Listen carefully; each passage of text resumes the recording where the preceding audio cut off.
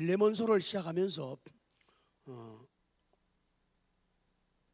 오늘 1장 시작하면서 나오는 이름이 사도 바울 나오고, 그 다음에 나오는 게 디모데 나오고, 그 다음에 주인공인 빌레몬이 나오는데, 그래서 지난 1시간 말씀드리고, 오늘은 그래서 바울에 대해서 그냥 전반적인 것을 그냥 열거하는 형식으로 설교를 하겠습니다.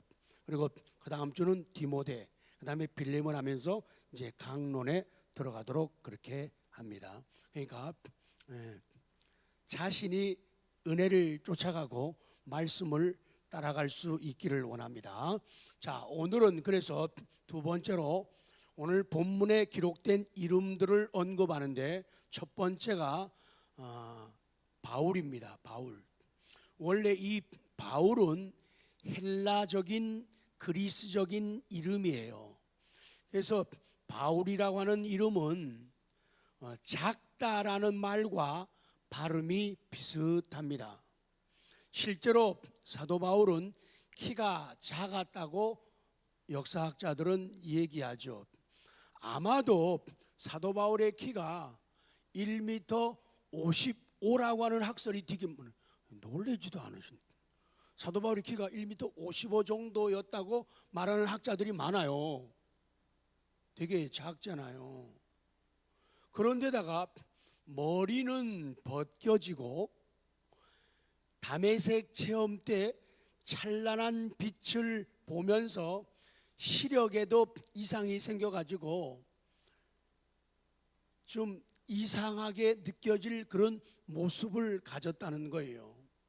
그래서 그냥 외형적으로 볼 때는 이 사도 바울이 흠모할 만한 그런 외적인 매력이 없는 분이었죠. 그런데 그 속에 하나님 계시고 하나님의 은혜와 은사와 능력을 가지게 될 때 하나님이 사랑하시고, 그래서 사도 바울을 제2의 예수라고, 예수님을 그렇게 사랑했다고, 누구보다도 더 사랑했다고, 작은 예수라고 불리울 정도로 사람들이 그리워하고 사모하고 닮아가고 싶어하는 분이 사도 바울입니다. 실제로 키가 그렇게 작았다고 하는데, 그 바울이라는 이름에서 또 그가 성령의 감동으로 기록한 서신에서 그의 자금과 겸손을 볼 수가 있어요. 그리고 이 사울이라고 하는 이름은 히브리적 이름이에요. 그 사도 바울이 예수님을 믿고 개종하기 전에는 사울로 불려졌지만은 개종한 후에는 뭐로 불려집니까? 바울이라고 부릅니다. 어떤 사람은 그런 책도 봤어요. 그래서 책도 참 신중하게 봐야 하는데, 어떤 분이 글을 썼는데 사울이라는 뜻이 크다는 뜻이고 바울이 작다는 뜻이라고 책 쓴 걸 봤어요. 아마 그분은 그렇게 생각을 한 것 같아요. 전에는, 예수님 믿기 전에는 사도 바울이 잘난 척했다는 거예요. 그렇기 때문에 자기가 큰 사람이다, 뛰어난 사람이다, 많이 가졌다, 많이 배웠다, 그렇기 때문에 그게 크다는 뜻인데, 예수님을 만난 다음에는 자기 모습을 돌아보았기 때문에 이름이 바뀌면서 사울, 작은 자가 되었다고 말하는데, 요거는 생뚱맞는 소리예요. 무슨 소리라고요? 틀린 말이라는 거예요. 그래서 이 구약 성경 히브리어에서 사울이라고 하는 말은 빌린 자라는 뜻인데, 요청하다, 구걸하다, 빌다, 거지가 된다. 그러니까 굉장히 작고 겸손한 상태를 의미해요. 이름 두 가지 다가 그렇다 그 말이에요.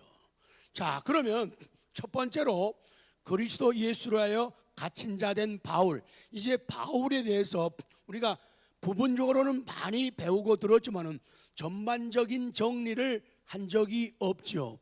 그래서 1절 다시 봅니다. 1절 조는 분 세 분 있어요. 시작. 그리스도 예수를 위하여 갇힌 자 된 바울과 및 형제 디모데는 우리의 사랑을 받는 자요 동력자인 빌레몬과 그분들에게 편지한다, 그런 내용이거든요. 그래서 이 갇힌 자 된 바울에 대해서, 자, 첫 번째 바울의 출생입니다. 혈통적으로는 아브라함의 씨에서 난 자이고 베냐민 지파 출신이에요. 야곱이 참 사랑했던 아들이죠. 베냐민하고 요셉하고요. 그리고 순수 혈통을 가진 히브리 사람이에요. 태어난 지 8일 만에 뭘 받았다고요? 할례를 받았어요. 유대교와 유대 전통에 정통한 사람이었어요. 그 태어난 곳은 길리기아라고 하는 다소에서 태어나지요. 그는 가말리엘 문화에서 율법의 엄한 교육을 받았습니다. 당대의 유대 학자였던 랍비 가말리엘 문화에서 수학을 합니다.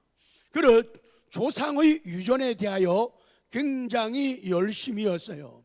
나면서부터 아버지 덕을 봐서 돈이 많아가지고 유대 사람이지만은 로마 시민권을 사서 가질 정도였어요. 평생 동안에 결혼하지 않았거나 독신인 것으로 성경을 통해서 추정할 수가 있습니다. 이 사도 바울은 선교 사역 중에 천막 만드는 일, 텐트를 만드는 일을 생업으로 하면서 자기가 일해가지고 수입을 얻어가지고 자비량으로 선교에 힘쓰죠. 그래서 이 텐트 만드는 일을 배워가지고 그 일을 하다가 아름다운 사람들을 부부를 만났는데 그것이 아굴라와 브리스가 이 부부를 만나서 같은 일에 종사하면서 복음을 전하면서 그분들을 훌륭한 신앙 인격자로 일꾼으로 만들게 되지요. 자, 니온으로 갑니다. 바울의 성격입니다. 바울의 성격. 이 사도 바울은요, 논리적인 힘을 가진 분입니다. 그리고 능력이 결합된 그런 분이에요. 그래서 이성과 영역이 일치된 것이 사도 바울의 특색이라는 거예요. 많은 경우에 사람들이 좀 배우고 이성적이고 지성적인 사람들은 감성적인 요소가 너무 약해요. 그래서 화끈하게 웃을 줄 모르고 아주 화통하게 웃고 기뻐하는 그런 걸 잘 못해요. 이성적이고 논리적이고 지성적인 사람들은 눈물도 그렇게 많이 없어요. 속에는 많이 우는데 겉에다 표현을 잘 못해요. 근데 사도 바울은 논리적이고 지성적이며 이성적인 그런 부분도 가지고 있고 하나님 앞에서 은혜 받아가지고 회개한 다음에 성령 충만함을 받아가지고 성령의 은사로 무장되어가지고 이 알고 있는 지식과 가지고 있는 그 능력이 조화를 이루는 정말로 닮고 싶고 배우고 싶은 하나님의 일꾼이었다고 성경에서 우리가 보게 됩니다. 근데 이분에게도 결점은 있었어요. 사도 바울은 성경에 보면은 좀 성격이 굉장히 급하시고 아주 딱딱 자르는 그런 모습을 가졌죠. 그래서 이 내성적이고 착하고 순수했던 이 바나바하고 서로 코드가 안 맞아가지고 선교를 계속 못하고 서로 하나님 사랑하고 복음 전하는 건 똑같으니까 방향을 바꿔가지고 선교를 나가는 그런 일도 벌어지게 되죠. 그러니까 성격이 좋으냐 나쁘냐 물론 좋아야 되는데 성격이 좀 부족하고 나빠도 다 같죠. 쓰임 받을 수 있다. 나도 가능성 있다. 옆부분 째려보면서 니도 가능성 있다. 그렇게 하면 반말하면 혼나요. 그러니까 성격이 좋다고 쓰임 받는 건 아니에요. 성격이 나쁘다고 쓰임 못 받는 것도 아니에요. 문제는 하나님 앞에 붙잡히느냐 이거예요.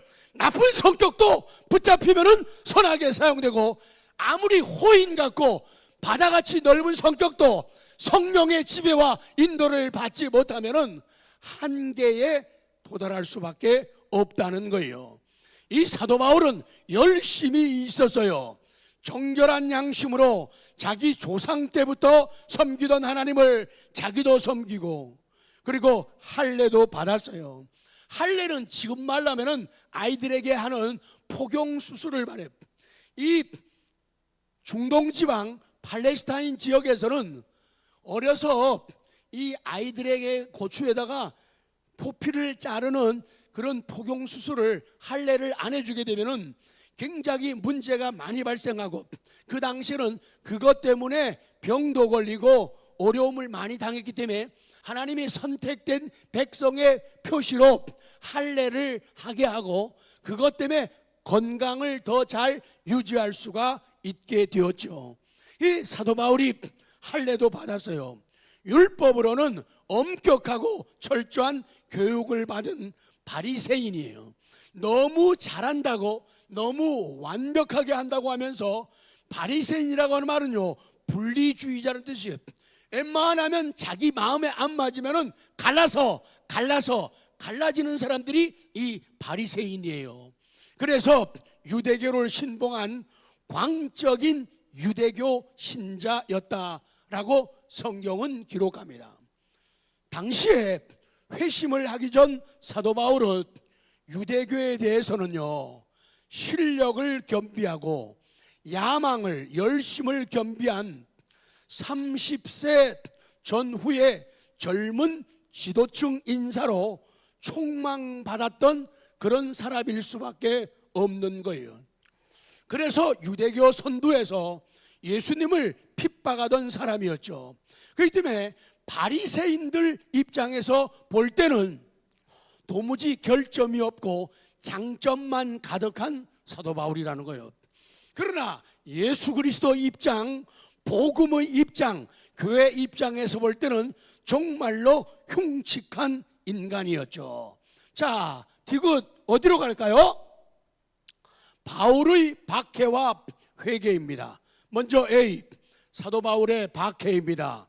그는 기독교인들이 율법을 경히 여긴다고, 성전을 못 오간다고 생각을 하는 거예요. 이게 자기들의 경험과 알고 있는 지식과 자기 입장에서의 믿음을 볼 때는, 아니 어떻게 하나님의 율법을 어기는 거야? 왜 예수가 더 중요하냐? 왜 십자가가 더 중요하고 복음이 더 중요하냐?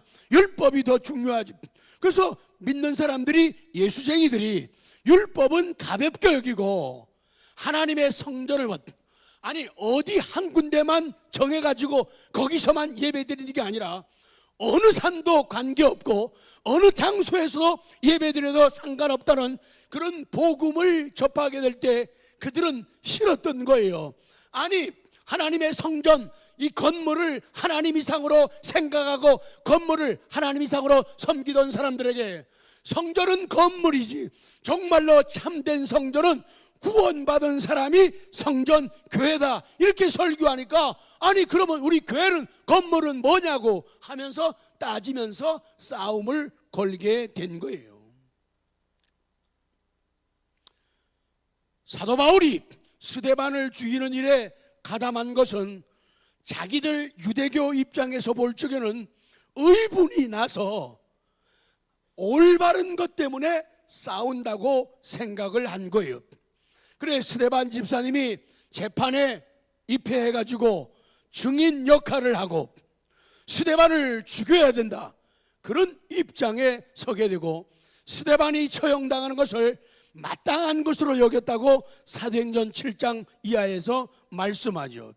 그래서 회심하기 전에는 모세의 율법에 아주 지극히 열심이었다. 그 후에 교인들을 본격적으로 박해하기 위해서 다메섹으로 가게 됩니다. 그러나 다메섹 가는 길, 이게 도상이에요. 다메섹 도상에서 그리스도를 체험하고 회개하고 기독교인이, 크리스찬이 되는 거예요.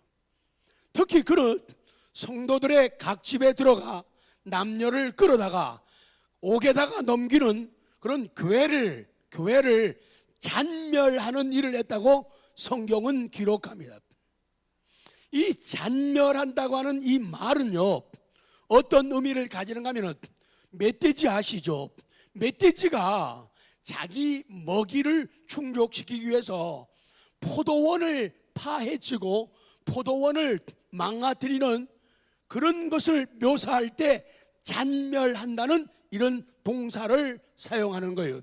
그러니까 그 당시에 사도 바울이 얼마나 유대교를 위해서 율법을 지킨다고 하면서 성전을 보수하겠다고 하면서 얼마나 난폭한 인생을 살았는가를 성경이 보여주는 거죠.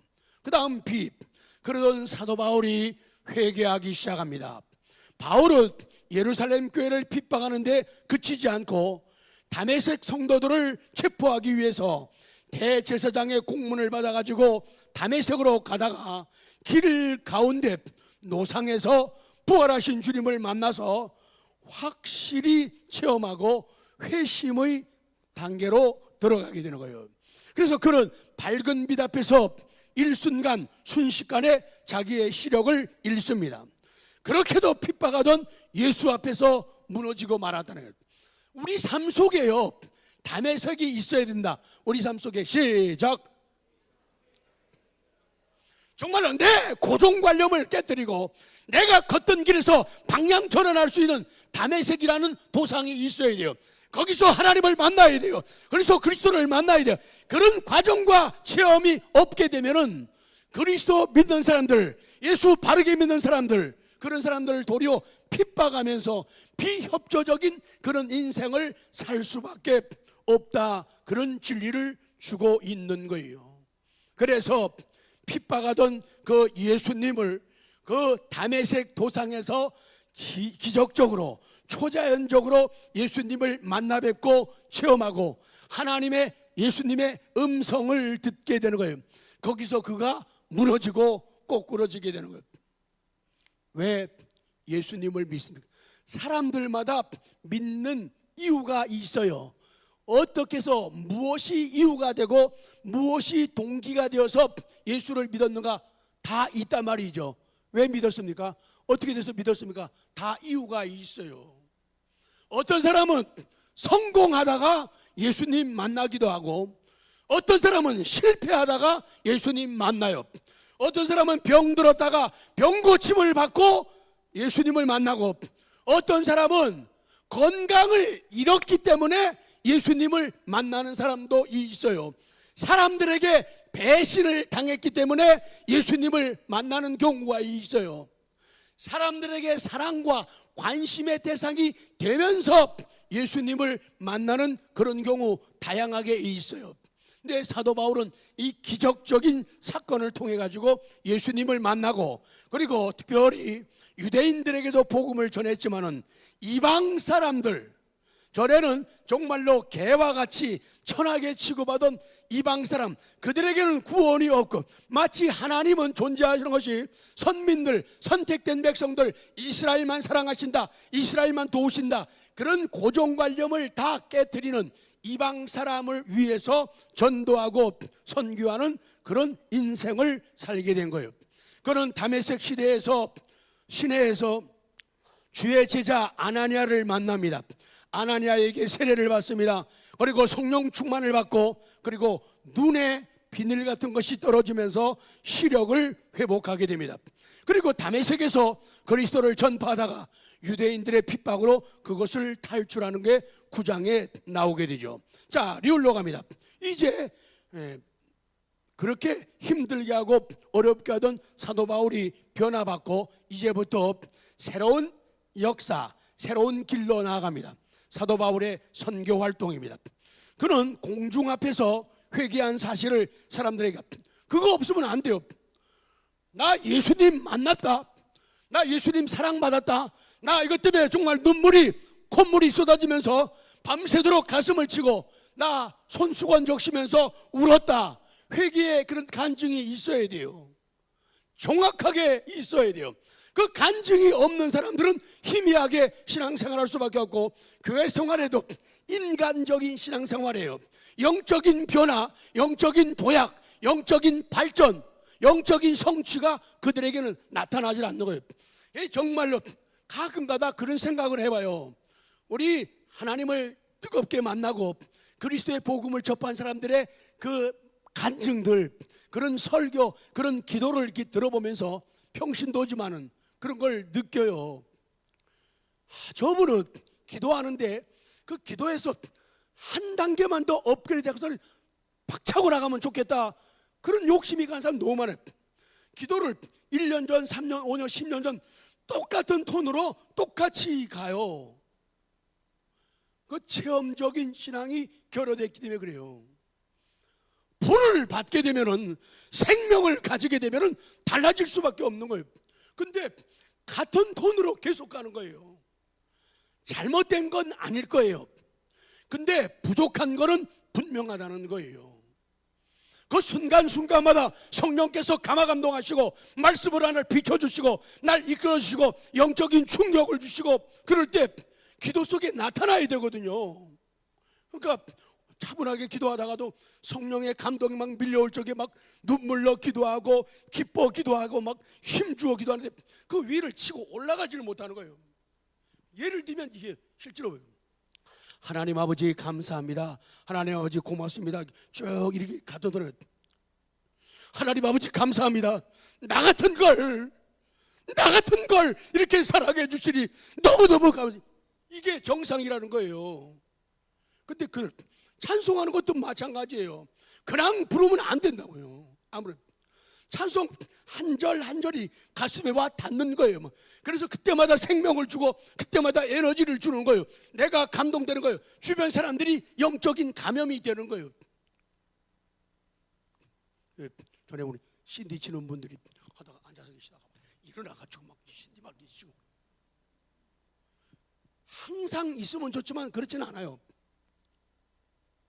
이따가도 참 마음에 부딪혀놓은 그런 찬송 있게 되면 자기도 모르는 사이에 춤을 추게 되는 거라고요. 자, 지금 워십팀 나와요. 찬양하겠습니다. 음악 들어오고, 그 춤은 훌륭한 춤이지만은 수준이 낮은 거란 말이에요. 평상시에 나면은 아까도 일어나 그러면은 막 일어나 막 걷게 되고 말이야, 춤을 추게 되고, 이게 자동적으로 되어져요. 자동이 된다고요. 근데 그거 없이 아주 쌀쌀하고 냉랭하게 되면은 안 된다. 그래서 그런 이 사도 바울은 사람들 앞에서, 공중 앞에서 자기가 회개한 사실을 간증해요. 나 옛날에 이 따위로 살았습니다. 근데 지금은 이렇게 아름답게 요 따위로 살고 있습니다. 그 간증을 정확하게 하죠. 야, 변했다. 저 사람 기도가 달라졌어. 저 말하는 게 간증이 달라졌어. 그리고 자기 마음이 바뀐 거예요. 전환된 그의 마음을 수습하고 앞날을 위해서 준비합니다. 그래서 아라비아로 가서 3년 동안에 거기서 기도하고 묵상하며 준비하면서 새로운 힘을 얻게 됩니다. 예루살렘으로 돌아옵니다. 베드로를 만납니다. 그 제일 어른이니까. 주의 형제 야고보를 만납니다. 그리고 유대인들에게 그리스도가 기다리던 여러분의 메시아입니다. 여러분이 누구를 기다립니까? 그리스도가 메시아입니다. 그리스도가 메시아입니다. 예수는 나의 주, 예수는 나의 주. 그거를 외치기 시작했다는 거예요. 그런데 헬라파 유대인들은요, 그게 미웠던 거예요. 그게 싫었던 거예요. 그래서 음모를 꾸며가지고 사도 바울이 거기에 계속 있을 수가 없었어요. 예루살렘을 떠나가지고 수리아와 길리아 지역에서 10여 년의 시간을 보내며 일하죠. 바나바의 신혼보년, 바나바가 중간에서 사도 바울이 달라지고 변화되고 간증하고 다니는데 사람들이 저거 옛날에 우리 믿는 사람을 잡아주기도 놈 아니야, 저게 무슨 믿는다고 나와서 간증하고 말이야, 기도하고 말씀 전하는데 웃겨, 조심해, 위험하다, 이렇게 된 거예요. 그럴 때 훌륭한 신앙과 인격을 가진 부드럽고 따뜻한 여러분을 닮은, 저를 닮은 바나바가 나타나가지고 중간서 중재 역할을 하면서 신원을, 이분은 정말로 회개했습니다. 정말로 구원받았습니다. 정말로 성령 충만을 받았습니다. 저분이 전하는 말씀은, 복음은 온전한 복음입니다. 중간 역할을 해주게 된 거예요. 그래서 바나바의 도움을 많이 받게 됩니다. 그 후에 바나바가 그를 불러가지고 안디옥에서 공동 사역을 하게 되죠. 그게 이제 사도행전 11장에 나와요. 공동 사역.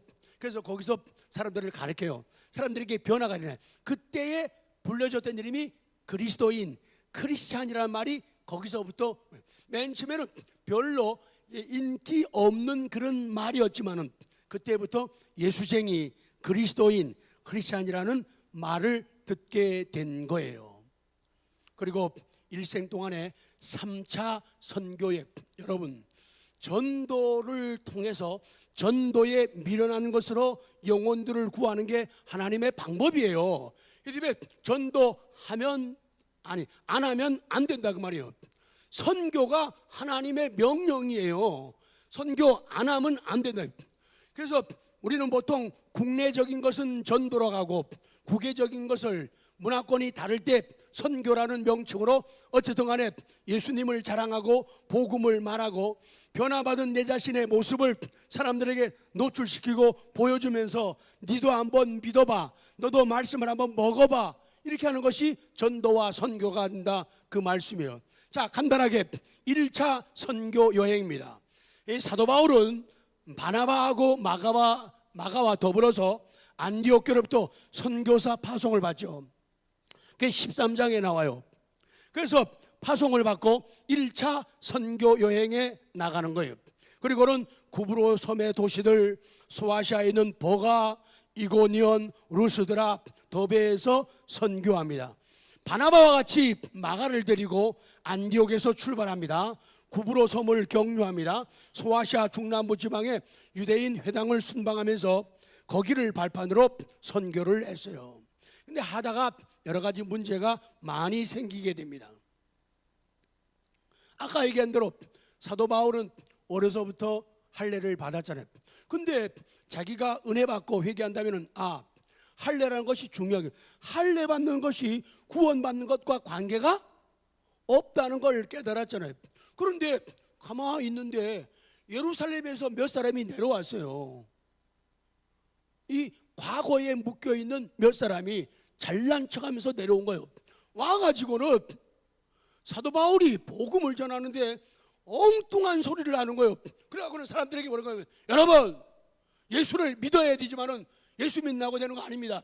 여러분도 이방 사람들 다 할례를 받아야 구원받습니다. 이따위 소리를 하는 거예요. 문제가 됐죠. 가지고 그 문제를 푸는 사건들이 벌어져요. 그리고 이방 사람들은 예수 믿기 전에는 뭐 굿도 하고 손금도 보고 뭐 절에도 가고 뭐 여러 가지 많이 하고 우상 숭배 많이 하는데, 하다가 돌아온 사람들은 어떻게 해야 되느냐. 그래서 우상에게 절한 음식을 먹지 말고 피를, 생명을 의미하니까 피는 마시지 말고, 이런 조항들을 다시 결정해 가지고, 그것 때문에 구원받는 건 아니지만 이 정도는 새로운 사람들도 익숙해 가지고 모범을 따르고 배우고 나아가야 된다. 그런 것을 예루살렘 회의에서 결정을 하게 되죠. 2차 선교여행으로 갈게요. 사도 바울은 마가가 우리 기억하죠? 사도행전 2장에서 예수님이 승천하시고 그들이 감람산에서 다 돌아왔을 때 모였던 것이 마가의 다락방이에요. 그의 어머니가 마리아예요. 그래서 그 집이 굉장히 다락이 넓었나 봐요. 그래서 그 집을 빌려주고 거기서 성만찬도 하고 거기서 기도해도, 베드로가 감옥에 갇혔을 때도 그 집에서 심야 기도를 하면, 무슨 기도예요? 심야 기도를 하는 거예요. 그 집 아들이, 엄마도 믿음 좋고 아빠는 특징 있게 나타나지 않지만 그래도 아침에 수냄 여인 남편처럼 그래도 괜찮은 남자예요. 그런데 이 아들을, 마가를 데리고 선교 갔는데 힘들다고 말도 없이 마가가 도망친 거예요. 혀를 좀 차줘요. 시작. 말도 없이 마가가 가버린 거예요. 집으로. 힘들다고, 어렵다고. 사도 바울이 너무 속상하고 힘들었죠. 그 마가가 바나바의 생질이라고요. 조카라고요.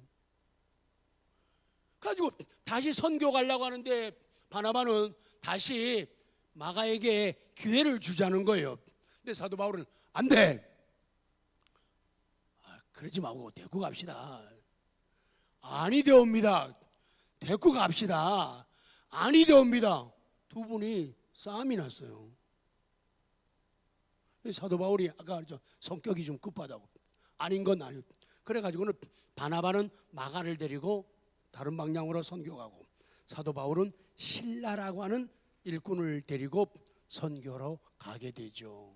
그리고 나서 하나님의 사랑과 관심과 역사가 새롭게 시작되고 출발한 사도 바울에게 강하게 나타납니다.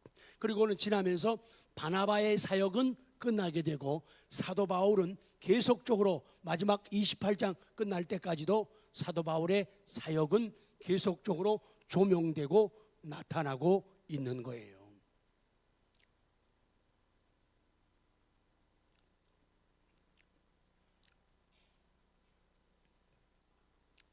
그리고 쭉 돌아가지고 사도 바울이 에베소를 지나서 예루살렘을 방문하고 원래 파송을 받았던 안디옥으로 다시 돌아옵니다. 자, 마지막입니다. 3차 선교여행.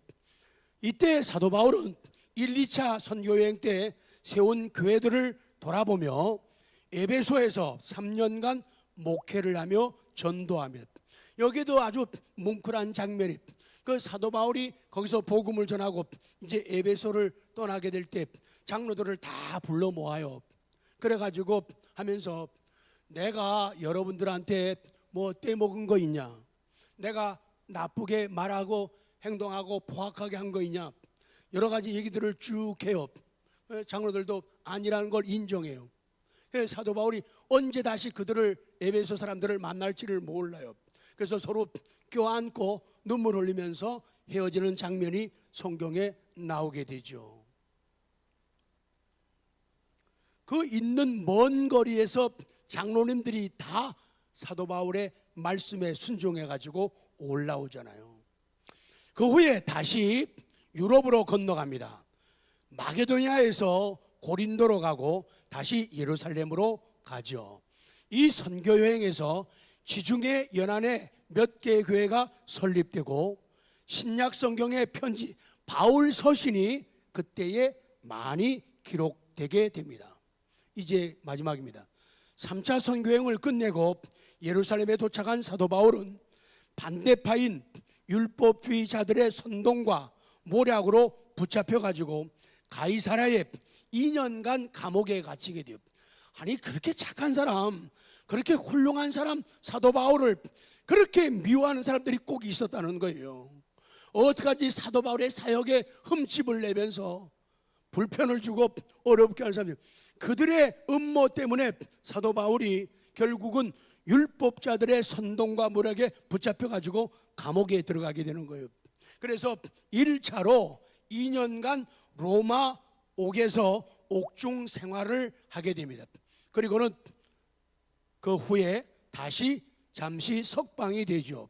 그리고 예루살렘으로 귀환해서 유대인들에게 또다시 체포됩니다. 그리고 가이사랴 빌립보로 이송되었다가 로마 황제에게 재판받기 위해서 로마로 향합니다.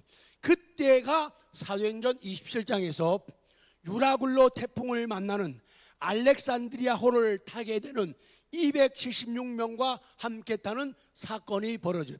그 풍랑을 하나님의 지혜와 은혜와 능력으로 잘 넘어가서 그들이 멜리데 섬에 잘 도착해 가지고 구원을 받고 결국 다시 추스리고 로마로 가게 되죠. 그렇게도 가고 싶어 하던 로마, 그렇게도 로마에서 복음을 전하고 싶었는데 하나님은 죄 없는 죄수가 되게 해가지고 억울한 누명을 씌워가지고 감옥에 들어가서 로마로 가게 만드는 놀라운 일을 하나님께서 진행하시는 거예요. 그런데 그것도 하나님의 놀라운 계획이 있어요. 그게 인연이 되어가지고 사도 바울은 총독 벨렉스를 만나고 총독 베수도 그리고 아그리빠 왕 앞에서 자신을 변명하고 복음을 전할 수 있는 기회가 주어졌다는 거예요. 그 후에 로마 황제 가이사에게 상소해가지고 지중해를 건너서 로마로 가죠. 그는 헬라의 교육을 받았으며 로마 시민권 가지고 있었기 때문에 편하게 감옥 생활할 수가 있었지만은 그는 지중해 연안에서 많은 박해를 받으며 전도를 계속해 나갑니다. 몇 줄 안 남았네요. 그는 복음 진리에 대한 뜨거운 확신을 가지고 30여 년간 선교사로 30여 년간 목회자로 눈부신 활동을 하였어요. 사도 바울은요, 건강은 안 좋았던 것 같아요. 그러나 용모도 보잘것없게, 아마도 학자들에 의하면 1m 55 정도라니까 굉장히 외모는 볼품없게 느껴졌지만, 한번 그를 만나고 한번 그의 말씀을 듣고 한번 그의 기도를 받은 사람들은 정말로 위대한 하나님의 사람이라는 것을 깨닫고 사도 바울을 사랑하고 존경하면서 가까이 닮아가려고 했었죠. 건강이 안 좋았지만은 가장 건강한 사람처럼 사역했고, 용모도 보잘것없이 보였지만은 가장 매력적이고 가장 닮고 싶어하며 가장 배우고 싶어하는 그런 일꾼이 사도 바울이라는 거예요. 여러분도 사도 바울을 사랑하고 존경하죠. 어쩌면 예수님을 그렇게 사랑할까? 저도 사도 바울을 엄청 부러워하고 그리워하고 사모하고 존경하는 그런 훌륭한 일꾼이죠.